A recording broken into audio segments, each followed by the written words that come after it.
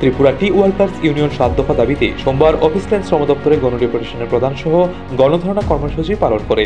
তাদের 7 দফা দাবিগুলির মধ্যে প্রাধান্য দেওয়া হয়েছে মূল্যবৃদ্ধির সাথে সংগতি রেখে 19 কেজি পাতা তোলার নিরিখে শ্রমিকদের 250 টাকা ন্যূনতম মজুরি প্রদান, চা শ্রমিকদের সরকারি দায়িত্বে বাসগৃহ নির্মাণ করে দেওয়া, মালিকদের দায়িত্বে বাসগৃহ সংস্কার করা, প্রতিশ্রুতি অনুযায়ী প্রত্যেক শ্রমিক পরিবারকে 3 ঘন্টা করে বাসগৃহের জায়গায় পাট্টা প্রদান, শ্রমিকদের অবসরের পর আইন অনুযায়ী ইপিএফ গ্র্যাচুইটি সহ অন্যান্য প্রাপ্য অর্থ সময় মতো মিটিয়ে দেওয়া, শ্রম দপ্তর থেকে ইপিএফ এর টাকা সঠিক সময়ে পাওয়ার জন্য শ্রমিকদের জন্য সহায়তা কেন্দ্র স্থাপন করা, টিডিসি ও সমবায়ের বাগানগুলিতে লুটের বাণিজ্য বন্ধ করা, বাগিচা আইন অনুযায়ী বাগানের জমি অন্য কাজে ব্যবহার না করা এবং বিক্রি না করা, জবরদখলকৃত জায়গায় ফেরাতে ব্যবস্থা করা, বাগানগুলিতে দলবাজি বন্ধ করে সুষ্ঠু পরিবেশ ফিরিয়ে আনা ইত্যাদি।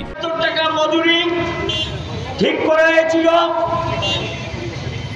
আপনাদের সালটা মনে আছে, বামফ্রন্ট সরকার তখন ক্ষমতায় ছিলেন 2017 সাল। 1 ডিসেম্বর থেকে 176 টাকা মজুরি নির্ধারিত হয়েছিল। মালিকরা এটা মানলেন না, কার্যকরী করলেন না, আদালতে গেলেন। আদালতে দীর্ঘদিন শুনানির পর উচ্চ আদালত মানে হাইকোর্ট পরিষ্কারভাবে বলে দিয়েছেন শ্রমিকদের যে মজুরি, এই মজুরি দিয়ে দিতে হবে, এদেরকে ঠকানো যাবে না, এই মজুরি তাদেরকে দিতে হবে। উচ্চ আদালতের রায় কার্যকরী করলেন না।